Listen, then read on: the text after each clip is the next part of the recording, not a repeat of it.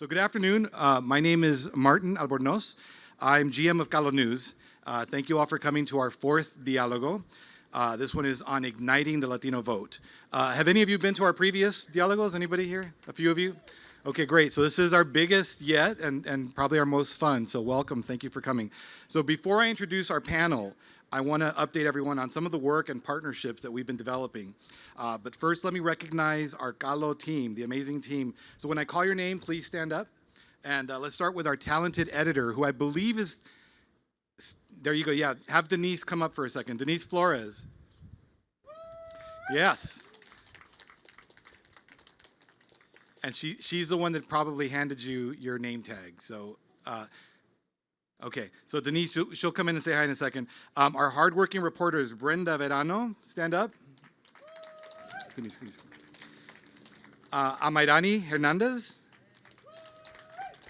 All right, Michelle Zacarias couldn't make it tonight, but Gladys Vargas is in the back doing our multimedia, so she's taking care of the camera. And Denise, stand up. Denise Flores, our editor. I also wanted to recognize the Latino Media Collaborative staff, especially Arturo, our president, Arturo Carmona. Sharon, Esperanza Guevara, who you've already talked to here. She's our managing director. And Sharon Guevara, where are you?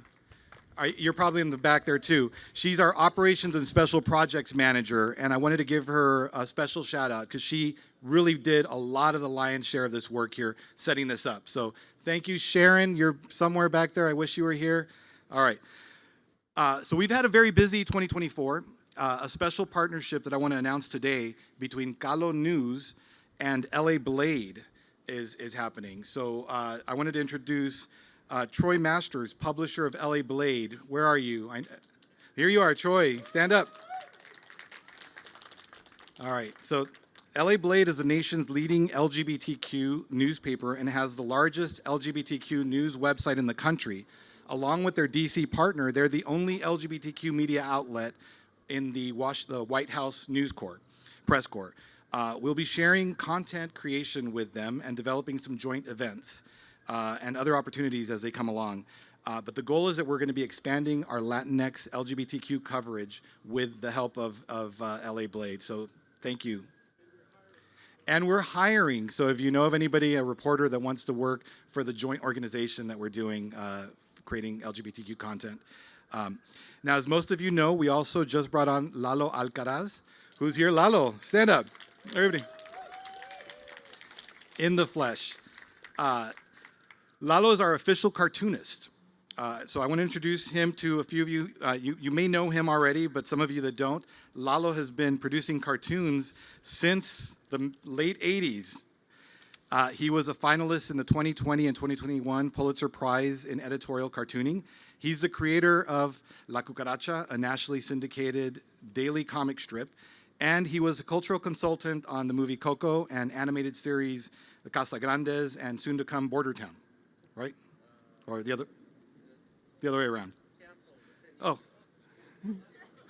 it's in your bio.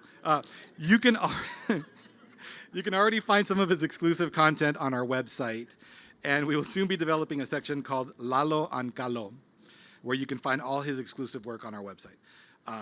Now, about 10 months ago, we met with the people at Latin Nation, and back then it was still LATV. We got together and we were trying to figure out how we can develop some content together, some kind of joint effort. And from that initial conversation, we came up with the idea to create a series of PSA videos addressing the rampant level of disinformation that was targeting the Latinx community. That was the creation of Stop the Dis. Have any of you guys seen our Stop the Dis videos? Some of you. Okay, we need more people to check that out. We're going to have a Stop the Dis lounge right in the back there. The videos are going to be running continuously the whole evening. So when you have a little bit of time, go sit down and watch the videos. And I think I saw Al Madrigal, stand up. Here he is in the back. So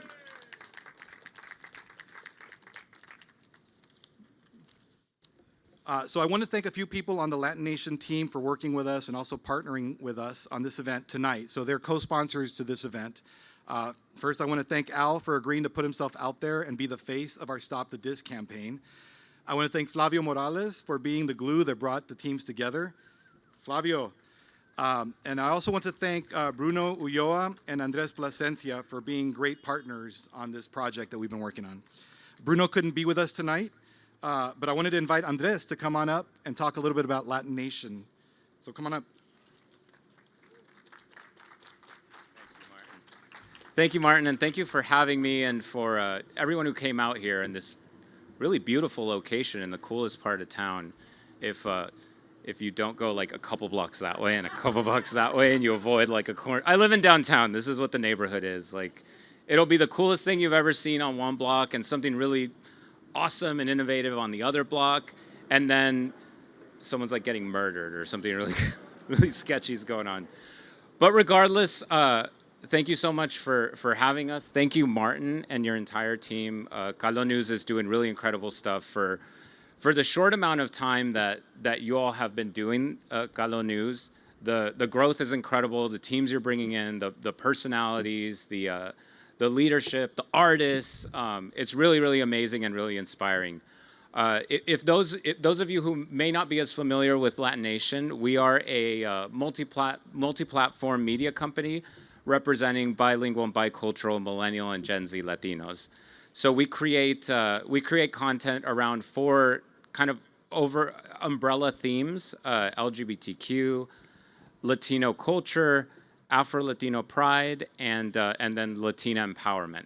So these are the kind of the 4 pillars where we create all of our content, and our approach and our way of creating content is what brought us together with Martin and his team through Flavio, who's done an incredible job working with us to take our content, our personnel, our connections to the next level, to be able to participate in. And he's heading to the sketchy part.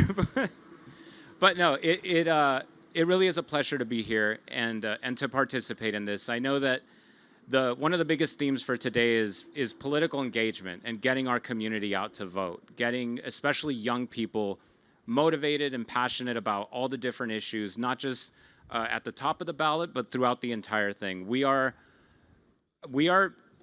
not just the Latino population, but those who lean a little bit to the left are less likely to fill out the rest of the ballot from all the way down. And we've seen from past elections what an effect it has when you vote down the entire ballot. So we want to make sure that message gets out there, and we encourage the young folks who are here today to most of all stay curious, stay engaged, encourage your friends to participate, because that's what's really, really important about events like this. It's spreading the word and the excitement, because as much as in the election sort of sphere, it seems like fear and like negativity kind of moves the needle a lot of the times for the press and for dialogue, when the reality is that every election is an opportunity for something better, for a better tomorrow than we had yesterday. And I think the Latino community has proven we influence pop culture, we're entrepreneurs, we're funny as hell, we're hardworking, and we're cool as fuck. So in the spirit of that, I want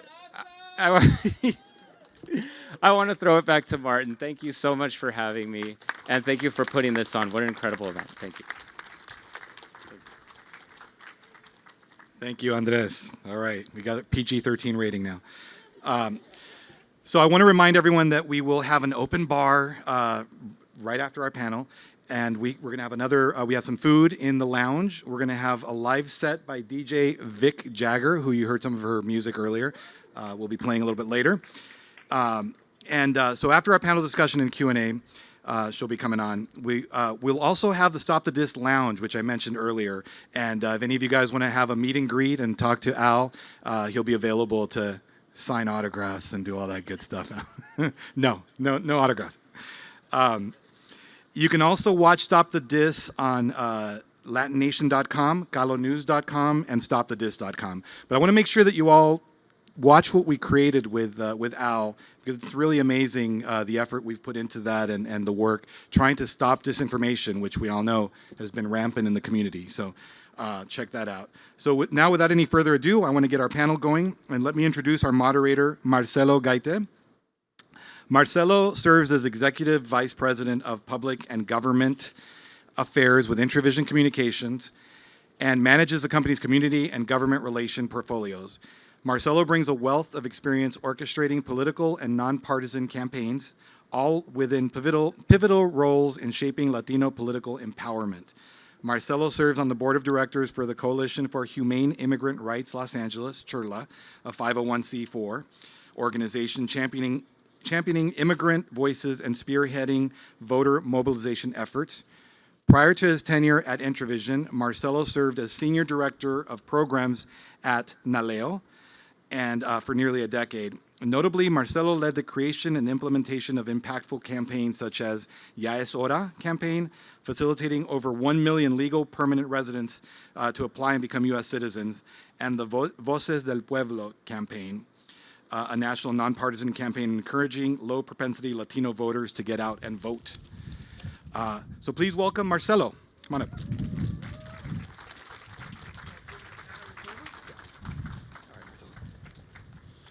Buenas noches, but I'm not going to talk. Where's my fellow panelists? Lisette, Flor, adelante, donde sea. ¿Quién más falta?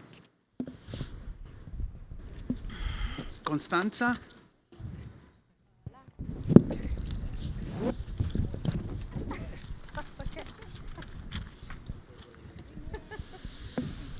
Well, buenas noches. Thank you all for being here. Calo News, Latin Nation, y'all look great. I love this part of town too. By the way, how many of y'all know how many days till election day? 69? 68. But in California, in California it's less. So we're really around the corner from deciding elections. It's not one day anymore, it's election season. That's what I call it, because in California it's a whole month. How many of you know that Latino participation in California with all the great strides has been going down? So we have a lot of work to do. This past primary, we had one of the lowest turnouts of Latino voters in the state. So before we get started, I'm going to ask each of our panelists to give us a brief 2-minute introductions about themselves. We'll start with Lisette and work our way down. Awesome. Lisette Escobedo, I'm the Vice President of Government Relations and Civic Engagement at Altamed Health Services. Altamed is the largest federally qualified health center in Southern California. We serve 500,000 patients, most of them Medi-Cal, most of them Latino, most of them immigrant. I specifically oversee our My Vote, My Health campaign, where we designate our clinics as civic health hubs, and we train all of our doctors to make sure that they have civic conversations with their patients during election time. Prior to my work at Altamed, I've been doing civic engagement work for about 22 years, some of that with Marcelo at NALEO, as well as Mi Familia Vota, I ran 2 national decennial census campaigns. I worked for a member of Congress, ran for office, lost by 4 votes. And I work for SCIU and workers' rights issues as well, and then a bunch of other stuff, but I'll leave it at that. Flor. Hi, everybody. My name is Flor Martinez Zaragoza. I am an entrepreneur, social media activist. I run the page at Flower in Spanish. I'm also founder and president of Celebration Nation. We serve the Latino indigenous community in California, specifically helping the farm workers who literally run the state, and we need to give them more credit. But yeah, it's a little bit about me. But by the way, Flor has over 250,000 followers on Instagram. Sorry. Just a little tidbit. All right, I'm Mike Alfaro. I am the founder and creative director of Millennia Loteria. I just became an author for a line of children books and games called Si Sabo Kids that is specifically geared towards Latinos who parents that don't know Spanish that want to make sure that their kids grow up speaking Spanish. I think it's a very underserved sort of community, sometimes very maligned when they're called different names for not knowing Spanish. But I think that they understand that they want their kids to speak Spanish. And on top of that, I just became a host of Cultura Shock on Latin Nation. So I'm very excited to have a show there to be able to give my perspective, and I'm very passionate. I just became a citizen this past year. Thank you to Chirla as well for helping me with that. So this will be my first election that I will be voting, and I am so motivated to do it. By the way, you can go to Target and find the Loteria there. You can go to Target, but go to Walmart because we now have an exclusive deal with them, okay? Si Sabo Kids at 2,500 Walmarts across the states. We really need you to buy, okay? We just came out last week. Constanza? Mi nombre es Constanza Eliana Chinea. I am a journalist and a producer, mostly covering politics, elections, everything like that. I also am working to decolonize media and decolonize the journalism industry's way of reporting on marginalized communities. So I started Malcria Media as a separate, independent journalism venture where I interview different types of people, from different backgrounds, who are either coming from indigenous communities, Black communities, Latino communities, of course, and are kind of rebellious with their politics. So I really work to try and understand different type of voter mentalities and how the system is currently serving them or not serving them. And I have a podcast called Political Pendejadas. So you can see the rebellious side. Please check it out. Sign up. Yes, please, do listen. And anchoring us, Rafael. Pleasure to meet you all. I don't usually speak about politics publicly, so I'm trying not to get canceled today. But, YOLO. My name is Rafael Agustin. I was a writer on the TV show Jane the Virgin. I'm the author of the book Illegally Yours, and I'm one of the executive producers on the new rock documentary Los Lobos, Native Sons. Shout out to Flavio Morales, the other EP on the film. I am the founding executive director of the Youth Cinema Project, the founding CEO of the Latino Film Institute with Edward James Olmos, and I'm deeply devoted to making sure that our democracy works for all Americans, documented or otherwise, which is why I'm also on the board of the Center for Investigative Reporting, which publishes Mother Jones Magazine and the Reveal radio show.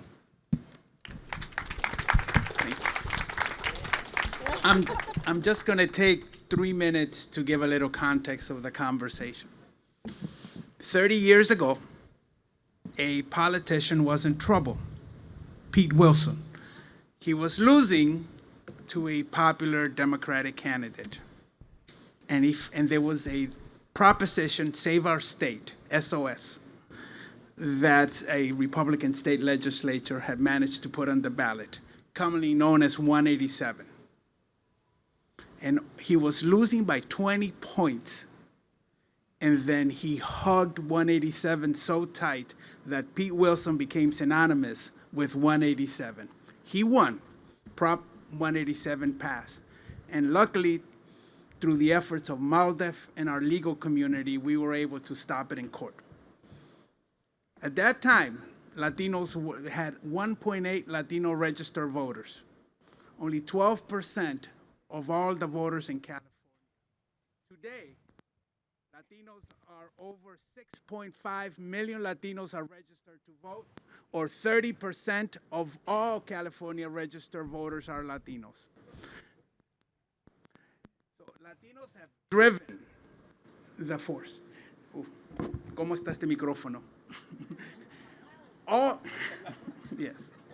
A quarter of all Latino registered voters in the country reside in California.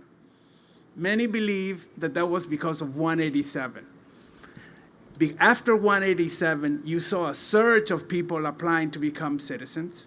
You saw legal permitted running to become citizens. You saw folks registering to vote. We had folks running for office, and they continue to run. 30 years ago, we were an anti-immigrant state.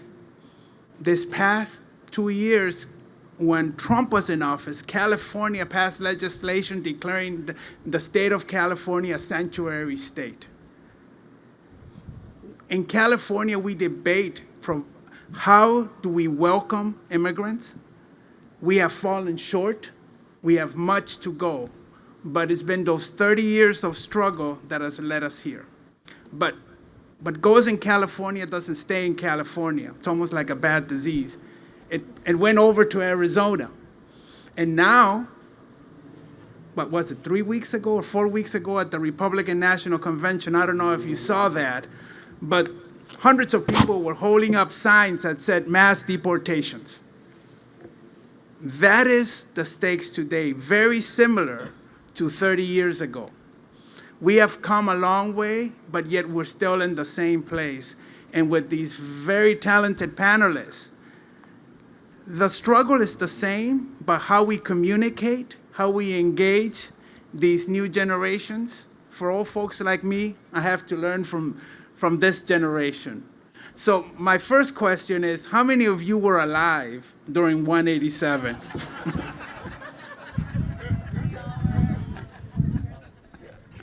Okay, so now we know that the break. All right, so I'll start. Who wants to be the first to tackle about how do we engage young voters of this generation to become much more active, to engage in this struggle today? Who wants to be the first? Flor? As a young voter, I'd like. No, I'm not even a young voter. Yeah, you're a no voter. Me too. I forgot to mention that I also have DACA, so I'm undocumented as well. So I think the best way to target the youth is definitely bringing up issues that matter to them. Right now, for example, climate change, but also what's in our food, right? But also tying that to immigration reform, because you're talking about, for example, the farm workers. They're the ones that feel the heat every single day. They go out there in this heat and they pick our food. Yet, you don't hear a lot of, millennial, Gen Z, Gen Alpha talking about the farm workers, but when you start connecting the injustice of, hey, those are more voices speaking up about climate change. Those are more voices speaking up about pesticide reform, because our food is literally poison. I'm telling you right now, like, our food in this U.S. is poison, and not enough people talk about it. The farm workers will easily talk about it because they're the ones directly impacted. They're the ones who their kids are getting cancers, themselves are getting cancers. They're the ones that are going to be at the front lines of that fight, but they don't have a voice. They don't have citizenship. But you see how you start connecting those issues to our issues as like Raza is our Latino community, indigenous community. But also it's really important to tap into the potential of, hiring or investing into influencers, into social media. Because when we tell organizations, hey, yeah, use social media, it's like, okay, but how? Can you tell us more? And then it's like, okay, well, invest in the creators that have been working to, have these platforms that have invested their creativity, their time and energy to create these audiences that are listening to them. Like you were telling me at DNC, right? That the influencers were getting more access than the regular reporters, right? It makes sense. That's literally how you get the youth, the vote. You have to be on social media, but you also have to invest in the creators that are already on social media, so you don't have to worry about making these TikTok dances yourself. Thank you, Rafael. Yes. No, I think Mike should go next. Yeah, if you're talking about TikTok dancing, of course, you have to go check out my social media. But one of the things that I talk about engaging youth, and especially mobilizing Latino people, is that when I talk to my audience, the people that follow me on social media, on TikTok, I don't talk to them as Latinos. I talk to them as my friends that are my same age. Because when you start looking at young people and let's say Gen Alpha. We're talking now Gen Alpha, which is 14 right now. Next election, they'll be the ones voting. And you ask them to define their community. They don't define themselves as Latinos. They don't define themselves in that way. They define themselves as like, oh, people my age group.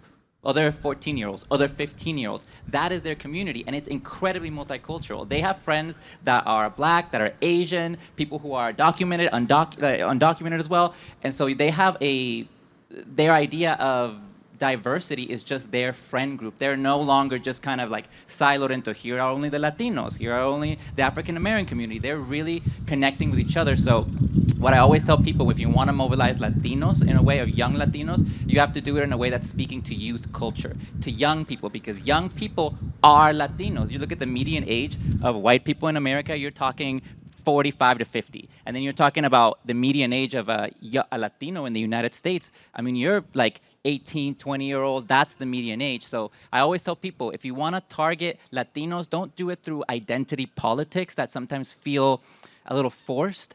Do it through things that youth culture is talking about. If they're telling you, hey, my main concern is global warming, my main concern is like queer rights or queer representation, and then at the bottom, veganism or whatever, and then there comes Latinos. I was talking to someone who was booked me on this panel, who was telling me that's what their daughters care about, and he was like, how can we change that? And I was like, no, you don't change that. You focus on that. That's what's going to connect to Latino audiences and Latino people and get them mobilized to vote, I think. I just wanted to add that was yes, Mike, a million times. Yes, Queen.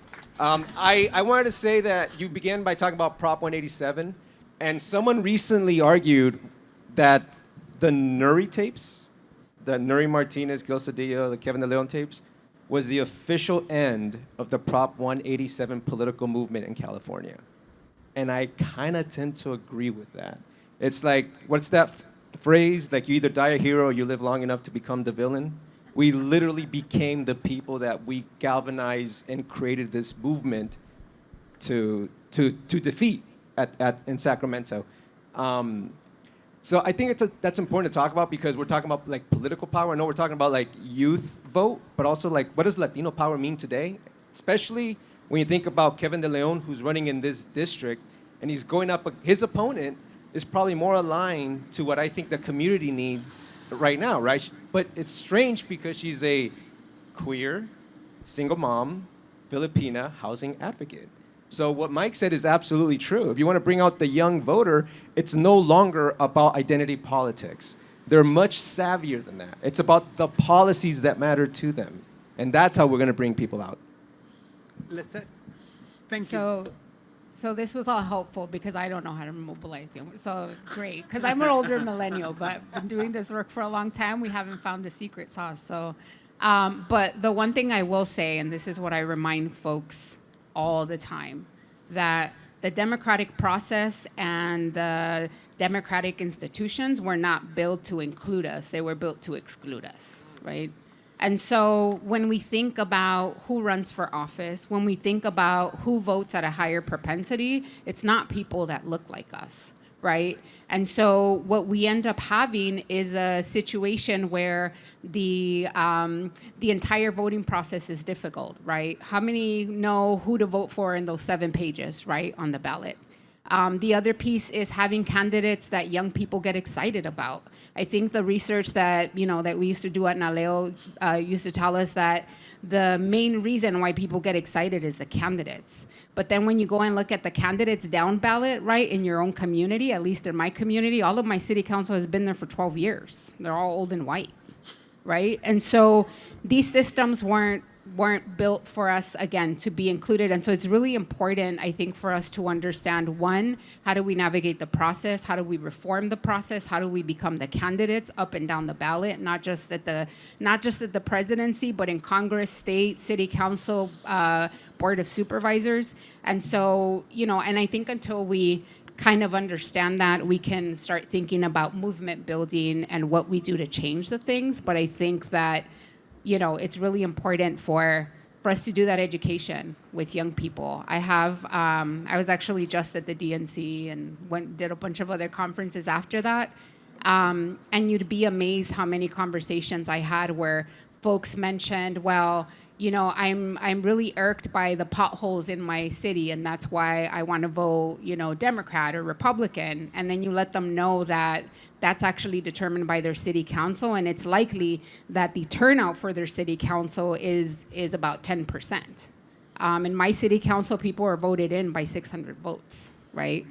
And so it's really important for us to understand what's at stake, but to be the leaders. And I think I feel very empowered and very hopeful by this next generation, just by seeing what y'all are doing, what y'all are saying. I have a 15-year-old and she's all about reproductive rights, right? She is first about reproductive rights and second about her Latinidad, right? And so that's shifting. That's a little bit different, but I know she's gonna make impactful change, but we need to be at the table. So that is my pitch for all of us to consider running for office at any point. It wasn't built for us. It is very difficult. All the filings and all that, you'll see how it was definitely not built for us. But we have to get the seat and we have to force ourselves in that table. And that's when we get to representation for our young people, older people, immigrants, and get the right type of policies in place. Thank you, Lisette. Yeah, I mean, I would definitely say, to back up the running for office, I think while identity politics is definitely frustrating people now, because we've seen how many people who are in high places but have a black or brown face don't always necessarily have the voters' best interest in mind. And I think the system has a lot to do with that, how it kind of changes the politics of someone as soon as they get into office. But it's incredibly difficult. I knew this guy from Southern California, like towards the Inglewood area. I can't remember the number of his district, but he was running for Congress, and he was running on a grassroots platform. He was very popular with his district, but unfortunately, due to finances, he was not able to continue his campaign. And then even if he had the finances, he had to stop running and didn't even end up getting on the ballot because of redistricting. And redistricting is something that definitely hurts black and brown candidates, and it's used strategically. Think about redlining and how strategic that was in changing the way a neighborhood or neighborhood's identity and class was structured. Same thing with redistricting. And it was a very strategic thing that actually the Democrats did to get him off of the ballot. So I also think that the system does a lot to try to not engage Latino voters or, indigenous voters, black voters, et cetera. The other part of it, just to kind of go back to your original question, I actually might have a controversial answer, because I do think that young Latinos are very politically inclined. They're very smart. I think with the introduction of social media in the last over a decade now, we have seen just how much engagement can happen with young voters. However, that also comes with the fact that they are much more vocal about how the duopoly, the two-party system, is not working for them. And that also goes back to identity politics, but it also goes into policy. And I think young voters are very, very smart when it comes to policy. And what I'm hearing that they don't like, specifically coming from the left, is that they don't like how centrist the Democrats have gotten, specifically after the DNC, with a lot of the immigration policies that we heard about that are very centrist, that are leaning right. Also around foreign policy, I think it's a misconception that Latinos don't care about foreign policy. They absolutely do. When it comes to Palestine, a lot of Latino voters, specifically young voters, have been out in the streets fighting for over a year. And so when it comes to all of these things, I think reproductive rights are what the left is getting right, 100%. But there's also a lot of things on housing, on how to take care of homelessness, on immigration policy. There are a lot of things that they are fumbling. And this is what I'm hearing from young voters who are very politically inclined. The reason they're not showing up to the polls, or the reason that they are voting uncommitted now, which is a huge movement, or third party, which is growing in size specifically with the Latino vote, is because of that. The duopoly is no longer serving them. And young voters, starting from the Obama era, I was 18 when Obama was first elected. He was my first vote. And since then, since 2008, we have seen younger voters be more and more progressive, but the Democratic Party lean more centrist. And I think that's something that they need to contend with. But I did want to ask a question. Does anybody know that there is a Latina millennial running for president right now? Yeah? Show of hands. Okay, just a couple, right? So this is a problem, because we live in a democracy, and yet we still only know Republicans and Democrats. And that has a lot to do with the Electoral College and things like that. The third party vote is pretty controversial for a lot of people. But in a democracy, you want choice. And Claudia is her name, Claudia de la Cruz, is a Dominican woman from, I believe, Brooklyn. And she's running for president. And she has a lot of Latino support. And so I think we need to start paying attention to what kind of candidate is speaking specifically to our type of politics and start supporting those types of candidates, but not just in a presidential election, specifically in primaries and local elections. These people are out there and they need our support, but they're not necessarily getting it because of systemic issues. So that's what I would say. I'll get nerdy on you, Constanza. The biggest growth of Latino registrations have been none of the above. So for example, in Nevada, 44% of all Latino registered voters are neither Democrat nor Republican. So that reinforces your point. And Mike, as you were saying, they tend to be younger.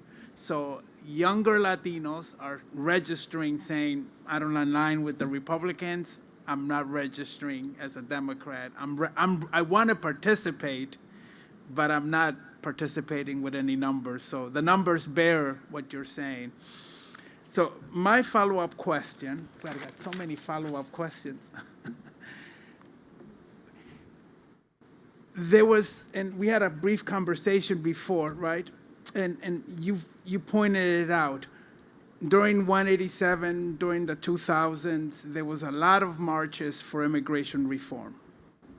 But yet, today, when it's much more national, not state, there hasn't been that level of activism around immigration reform. Why aren't we as active as we were? Or is the activism changed? I can take a little bit of that. I think it's moved online. If you've been on TikTok, if you've been on social media, you're really seeing a lot of these content creators that are not, and obviously you march, I follow you on social media, and I've seen you march, but you are reaching so many people that maybe didn't see you march on the street, but your content is really getting out there to people and mobilizing for in certain ways. So I think there is that mix where there's people that are marching, they're putting it on social media, and there are people that are taking that activism more in terms of what they're posting. Now, there are downsides to that because people feel it just becomes like posting and posting and posting, and there's no action or mobilization. But I think once you start seeing what these young creators are putting out there, you start to see that they connect with other communities. You start to see, I think, a lot of Latinos on social media are inspired by Black women creators on social media. It's not just following people of your own like little community. It's following people out of that outside of that community and seeing what is affecting them. And I think it's important for us to, as young Latino content creators, to speak about these issues. You know, for instance, for me, for Millennial Loteria, the cards that I put out there and I create are cards that represent what people, like young people want. Like my most famous cards are like La Student Debt, where you have the weight of the world on your shoulder. El Mundo became La Student Debt. La Escalera became La Border Wall, you know, and you have like people like jumping over the border wall using La Escalera.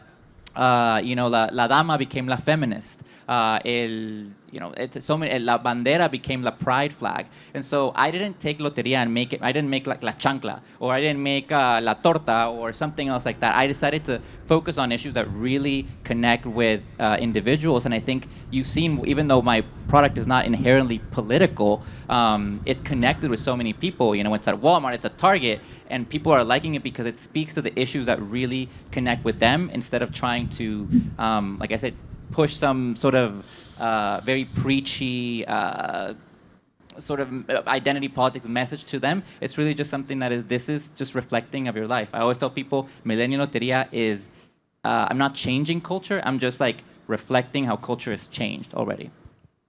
Can I just quickly, Flora, I'm going to give it to you because you got more to say than I do. I just want to, the stories that we tell each other are very, very important. And it's important that we remember that Obama didn't just wake up one day and go, you know what, I'm going to pass DACA. He was forced by the undocumented student movement, who bypassed the immigration lobby, the older generation, who were doing nothing. So it was undocumented students who forced DACA into existence. So they are out there moving today. We just don't cover those stories. And I'm going to jump off that. Did you guys know DACA actually came out of LA?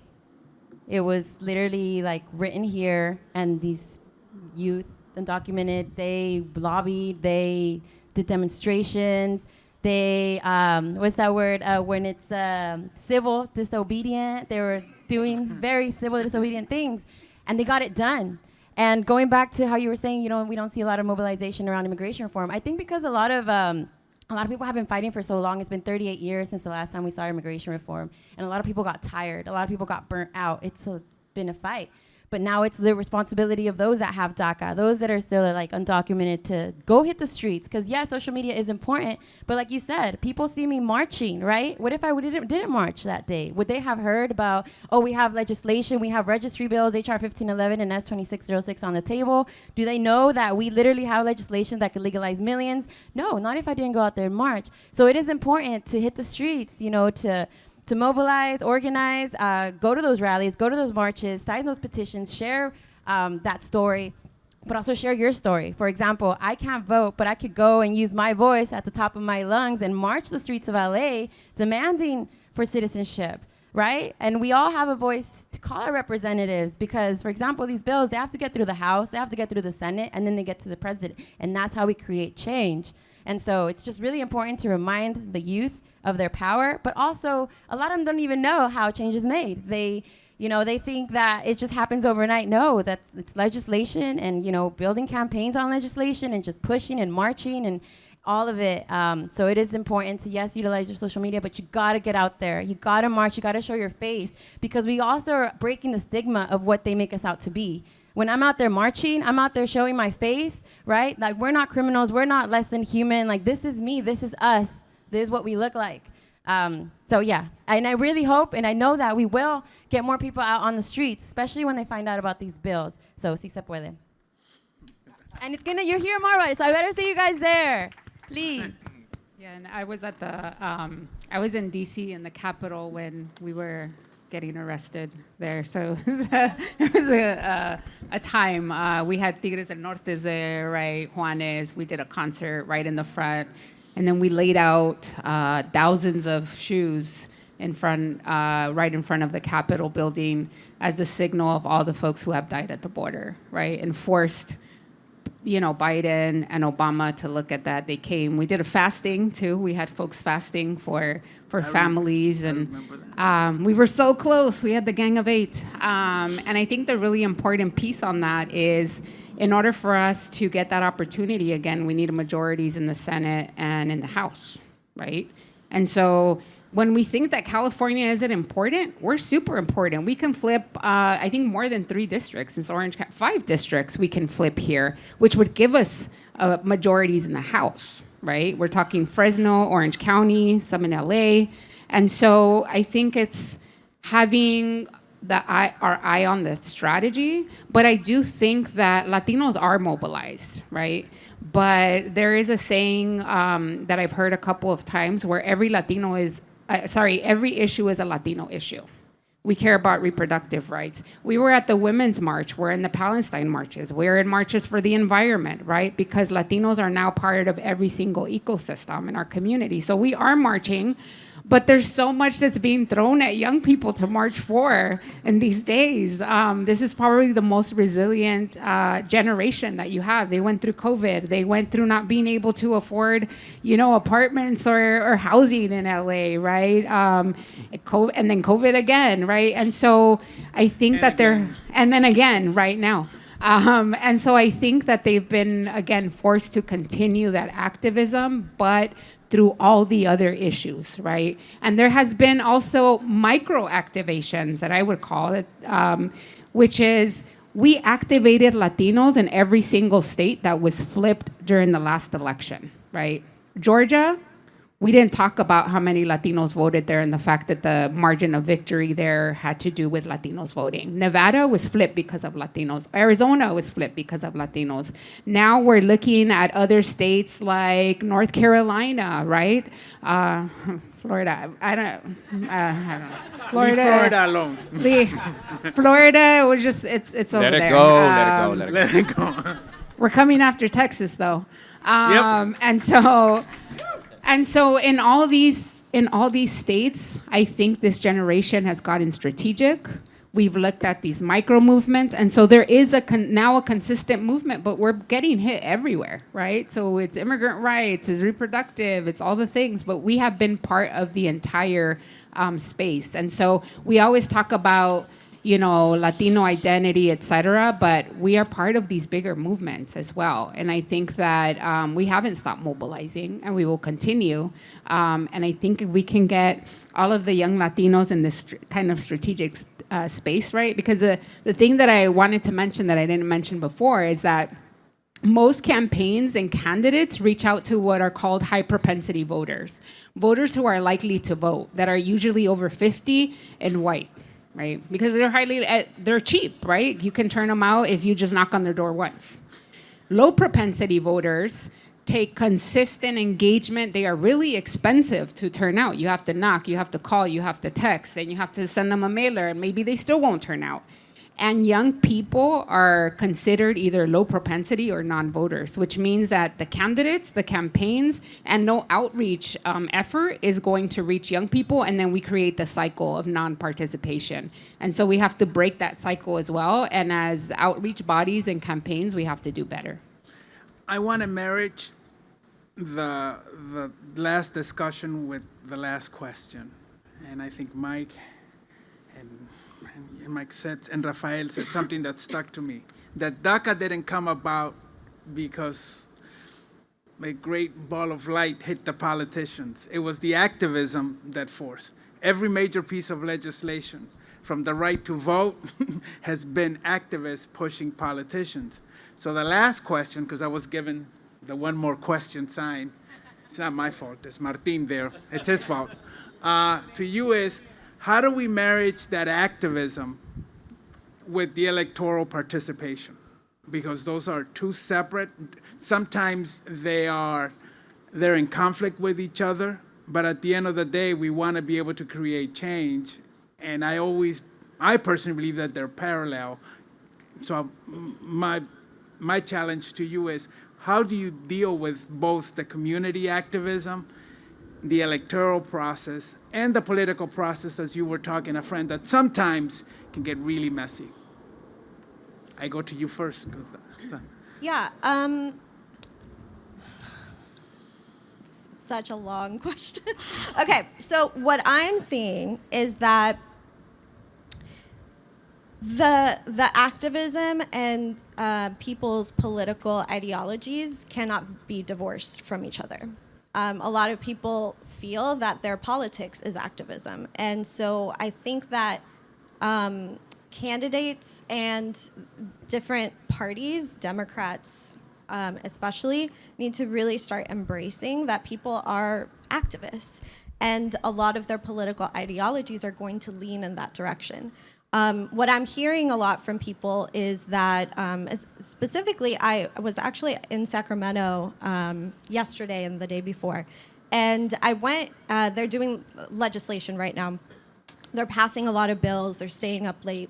And there was two groups of activists that were there to help to support their bills. There was a group of Black activists, two separate ones, that are trying to get the first reparations bills passed in California specifically. It's three separate bills, and they were there in a huge group to try and get, assembly members, Congress people from the House and also from the Senate in California to try and get these things passed. And I think a lot of times what happens is only the activists show up to support the bills and nobody else. Because again, I think the political process in this country really exhausts people. People have jobs, they have kids, they're taking care of their parents, they're doing the most. And so asking them to like go and show up to the legislature, which they can do, it's open, is a lot to ask. And so activist groups are really, really important because they are also the voice of the people. They are the ones who are able to show up when others can't. But it cannot be divorced from their politics, right? The activists who were there specifically for reparations aren't just one issue voters, right? Like reparations also goes into immigration, it goes into climate change, it goes into labor and housing and all of these things. And so another group of people that were there was 3 indigenous tribes from California that were trying to protect their land and their water, and also to get a monument enacted because that would also include protections of that land. And a lot of people don't realize that indigenous people are still fighting for the rights to their land, which is crazy. And who are they fighting? They're fighting PG&E. They're fighting big oil. They're fighting all of these different fractions of groups and corporations that are funding political candidates so that they vote their way and not the way of the people. And so I don't believe, and not what I'm hearing from people, is that their activism and their politics are 2 separate things. They are one.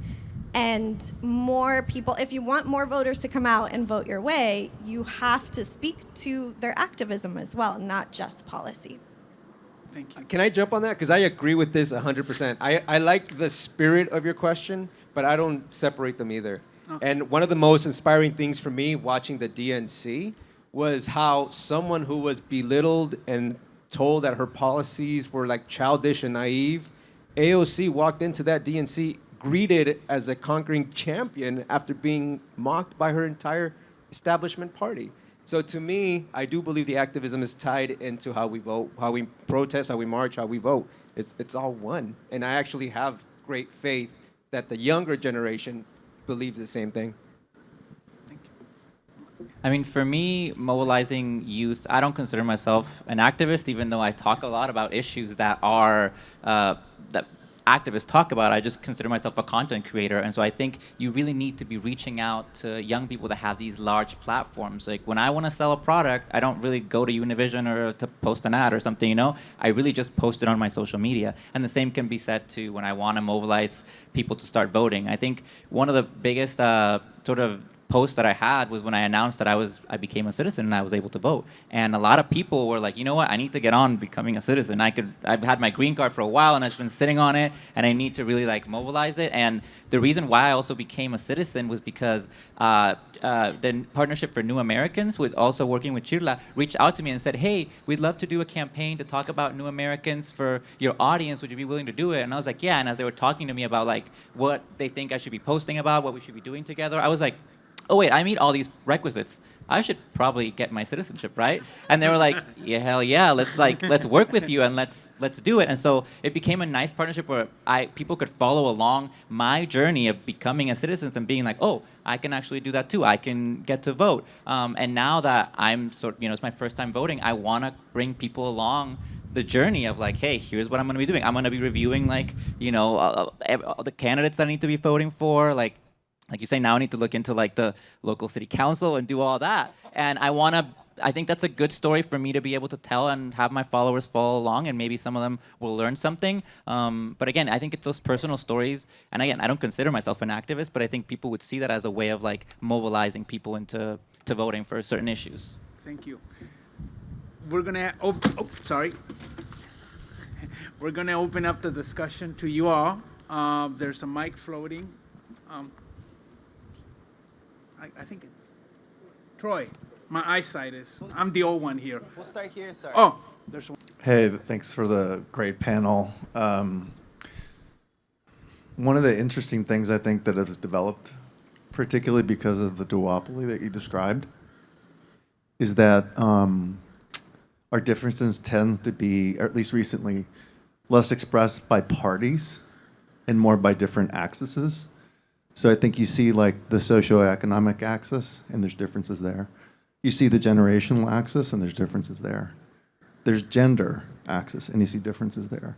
I think one of the more notable things that I've been finding out about is there's a real gender disparity between political orientation within the Latino community, in that more males are drifting to the right, and more females are drifting to the left. And I'm wondering if you can comment on your own experiences or observations about that, because I think it's a really significant trend.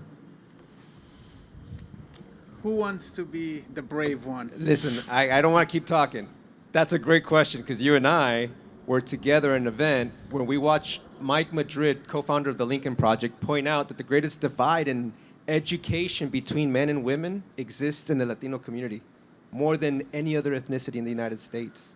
So I think what the Democratic Party has not addressed or has not spoken to is the blue-collar male Latino worker. The males in our community have become the working class of the United States, and no one is talking to them. You know what I'm saying? And I bring up my own family as an example because a few of my cousins became construction workers, and I saw them get radicalized at work because they used to listen to K-Rock or La Raza or whatever, but at work they're listening to right-wing radio with their coworkers. And 5-10 years later, they're Republicans. I'm like, how did this happen? And that's why, because we're not addressing this disparity between the men and the women in our community. Yeah, I mean, I mentioned earlier that younger or young voters are leaning much more progressive in their politics than any of the other generations. I would say millennials lean much more progressive as well. But I do think we need to contend with class as well. A lot of Latinos are coming into this country for the first time, or maybe their first or second generation, and it takes a lot to get here. It takes a lot of financial strain to just even get here. And then once you're here, you're in a new culture, you're learning a new language, you're having to start from the bottom and get up. And so classism, I think, has a lot to do with the way in which people's politics are also structured. When it comes to gender, what I'm seeing is, I'm about to get real political here. Okay. What I'm seeing is that men in general are contending with the patriarchy and the new wave of feminism. So feminism, as we knew it before, was much more of a political ideology because women couldn't vote. They also couldn't open up credit cards until just a few decades ago. And it had a lot to do with the mobilization of women, but white women specifically were the ones who kind of took that mantle away from Black American women, and we can go into that subject later. But the new wave of feminism is going away from those quote-unquote traditional values, and I think men are really contending with that. And when you think about Latinos are also very religious, Catholic and Christian. I have a Catholic grandmother. The rest of my family leans much more Christian, and then the other half of my family is totally just doesn't believe in religion at all. And those would be my cousins who are millennials and the Gen Zers. And so there's this contention between wanting to be progressive, but also wanting to hold on to some of those traditional patriarchal values. And so I think that's why we're seeing such a divide when it comes to gender.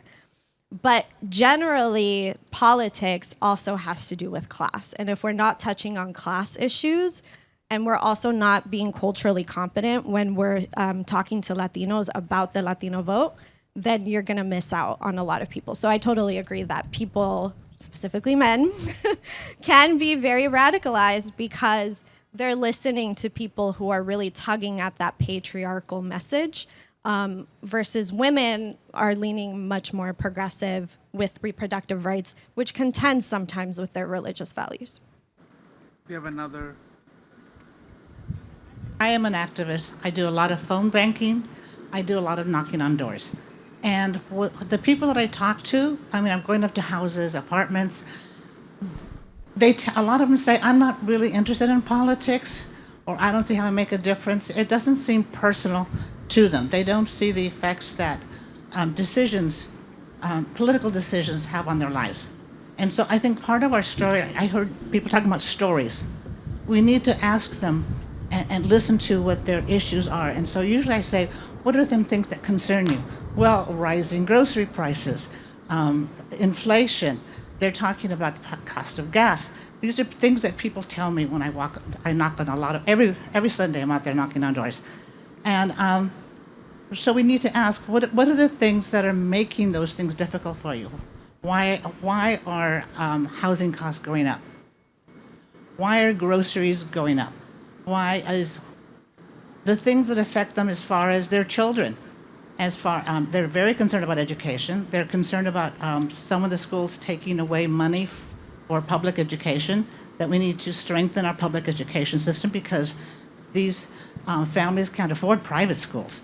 So they need to send their kids to the neighborhood school. How do we improve that? Why are their taxes so high? And because back in the day, rich people did pay a much higher percentage of their income in taxes. So if we want to reach out to everyday people, we need to ask them what are their concerns. They're going to work, they have child care costs, health costs. Oh my God.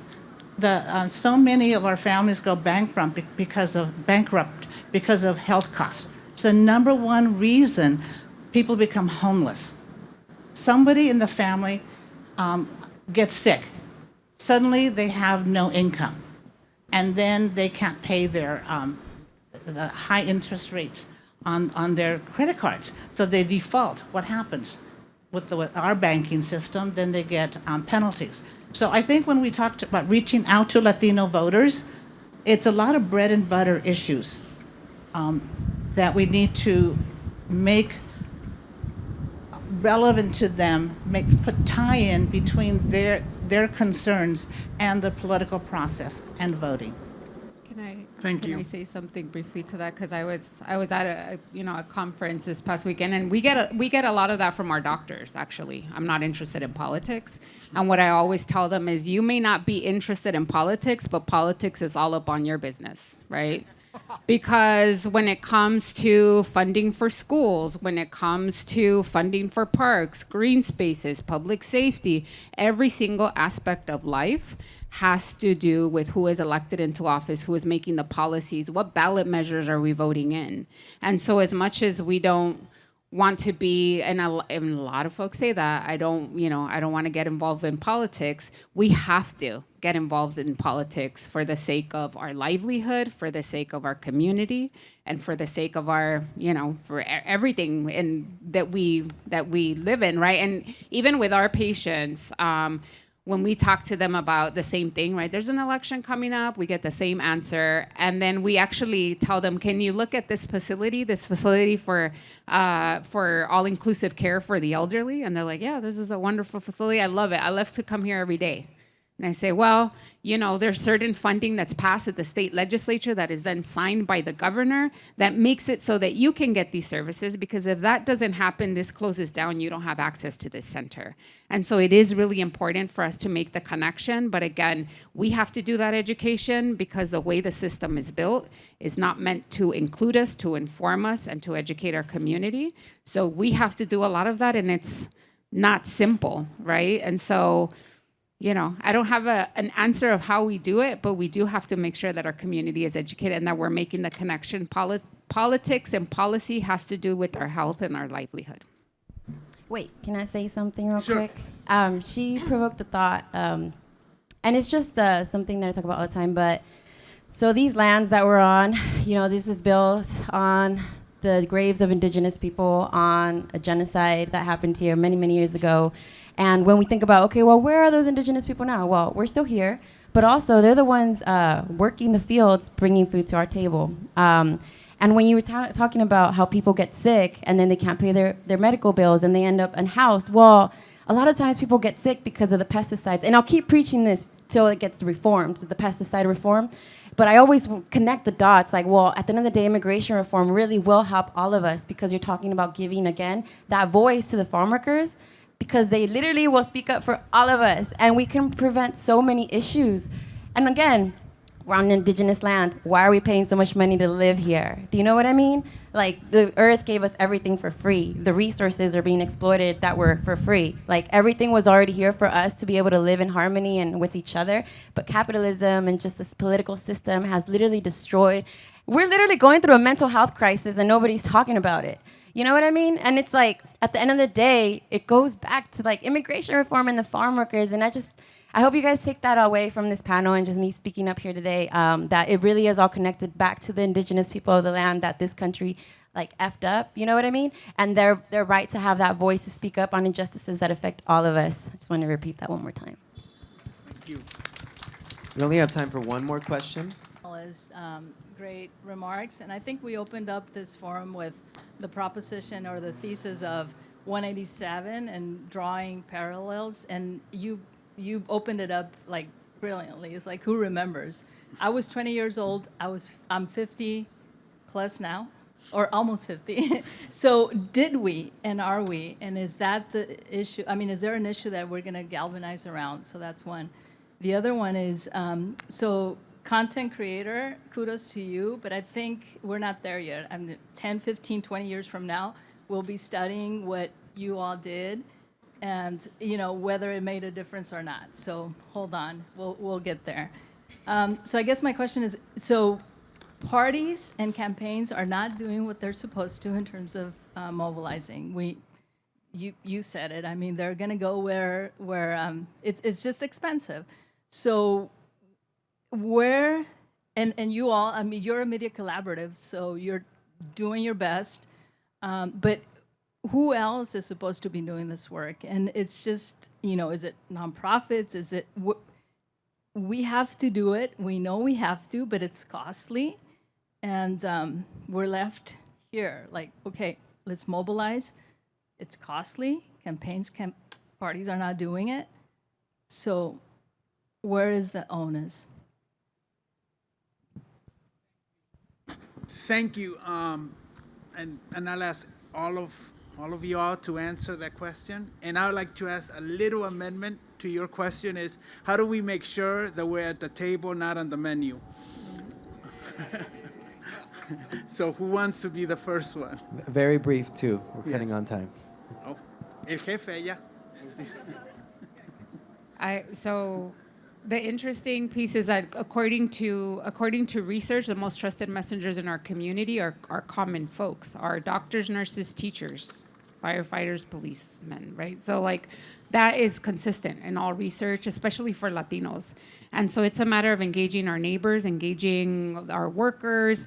It really just takes mass mobilization. Whenever we've done that, the same research, right, at Naleo, we actually realize that like famous people, right, the Cardi B's, they're actually not they do the work, but they're not mobilizing a massive amount of people because people don't trust them in that way as they would their teacher, their doctor, et cetera. That's why we're mobilizing doctors, where we're doing the work. I think in terms of an issue that's galvanizing community, I do think reproductive rights is a major issue. It's flipping seats in local elections. It's passing ballot measures. It's codifying in state constitutions that they have access to abortion rights, right? We're doing the same in California, right, with the Freedom to Marry Act. So I think it's, again, mobilizing common folks. I think that reproductive rights, and we're involved, right? Latinas and Latinos were kind of part of that movement. And in terms of what needs to happen, I still firmly believe that we need to participate in every single election, local, state, county, and we need to run for office. But then plus that, we need to support people that are running for office. We hardly ever know who's running for office. I had a really hard time fundraising, right? Because we all need funds, and the best candidates are usually the ones that have less funds.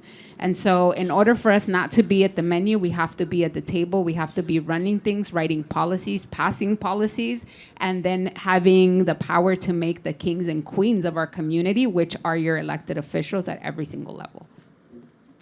I think for me would be stop trying. I mean, 60 days, 68 days away. I think you're at the point where it's not about changing people's minds that already kind of have their mind made up. It's about reaching the people that already have those issues that they really, really care about, and focusing on those people and making sure that they're talking to their friends, because that's what's going to mobilize them. My friend telling me something, I was going to trust my friend more than I trust a celebrity. So it's really about reaching those people. And sometimes, like I say, content creators, people feel that parasocial relationship where they feel like they're their friends.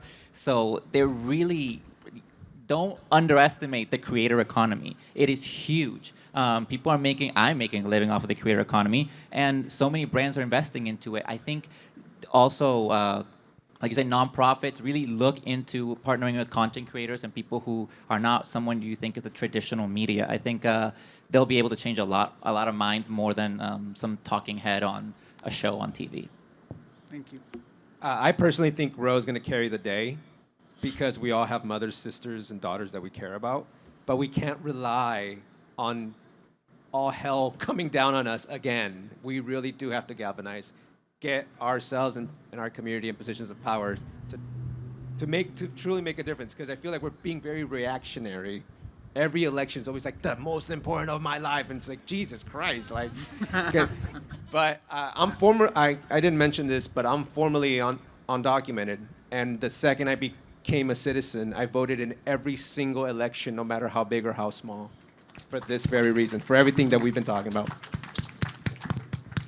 Can I just say, California has so much power, so we're literally in the state of the power. And going back to farm workers, we literally feed the whole nation. I'm talking about 80% of fruits travel all the way across the nation.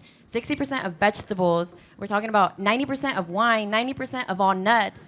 I could keep going because we literally run the show.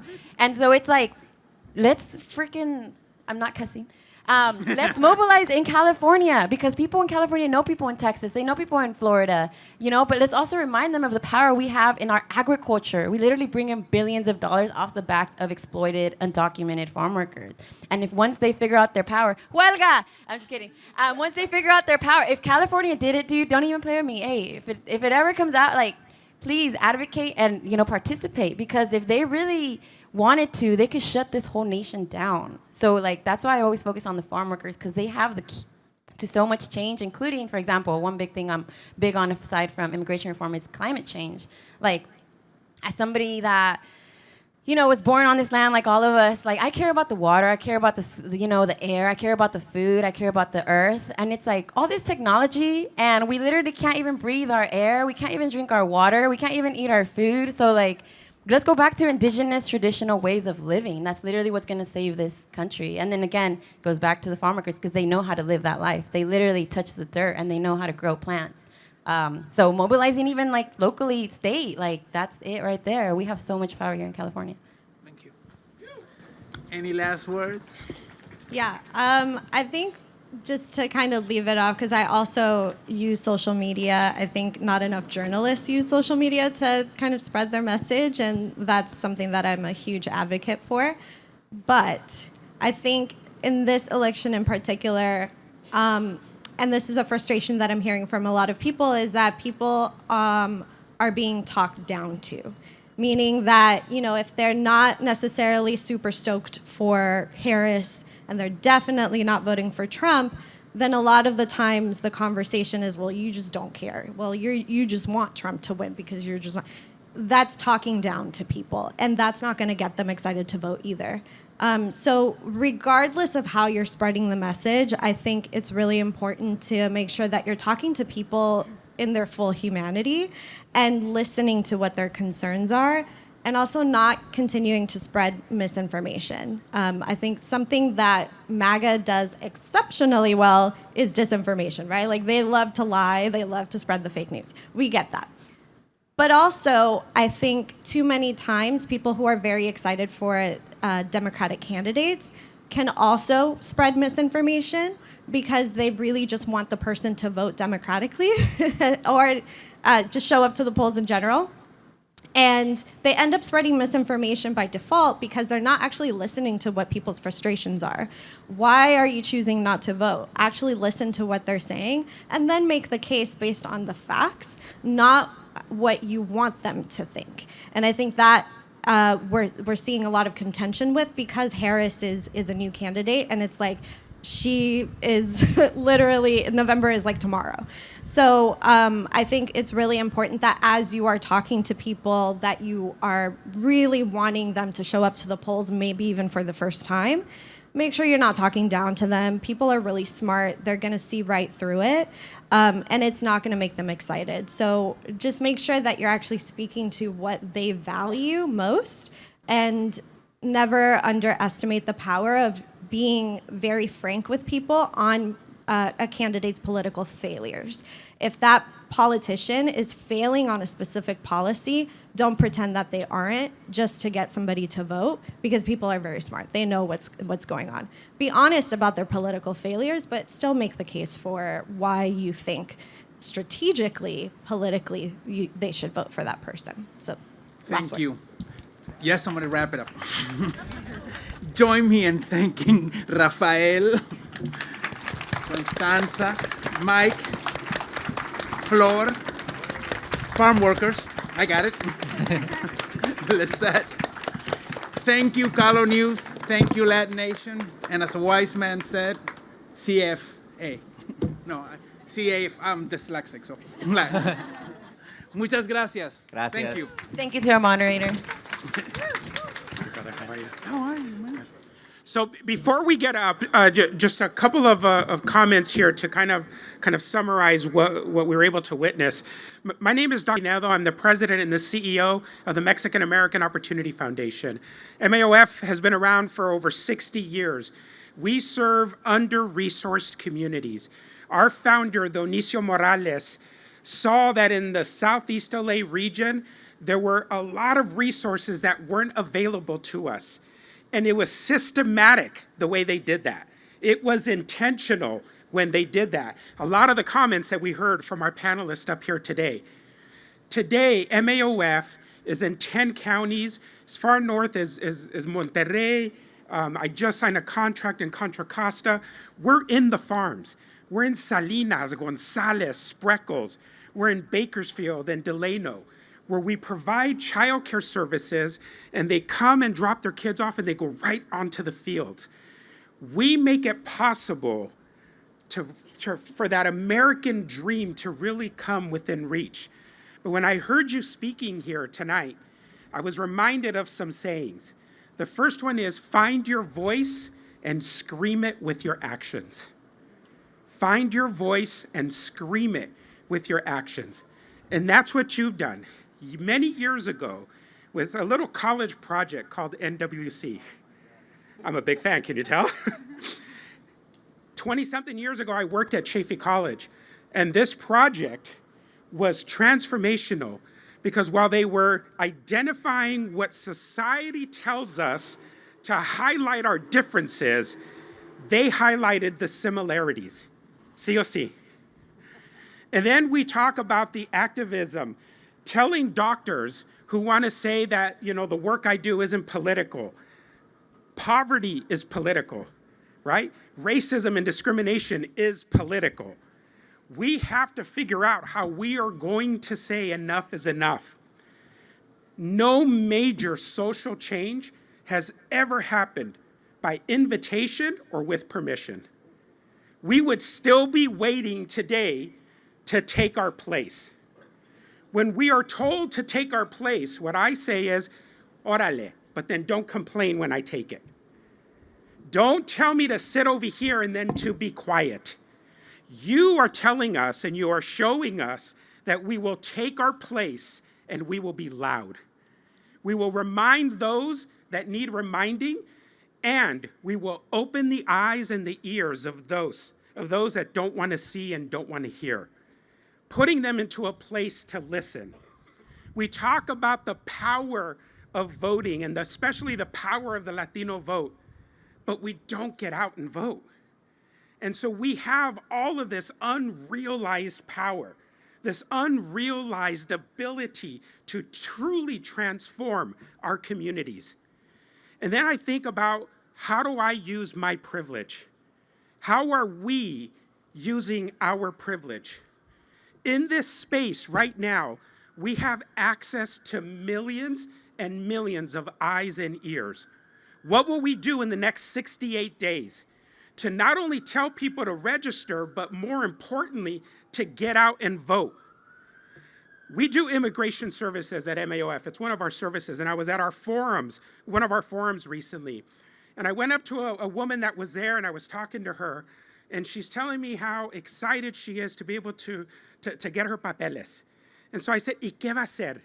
She goes, ay, Tengo más de 25 años desde que voy a mi tierra. It's been over 25 years since I've been to my native country.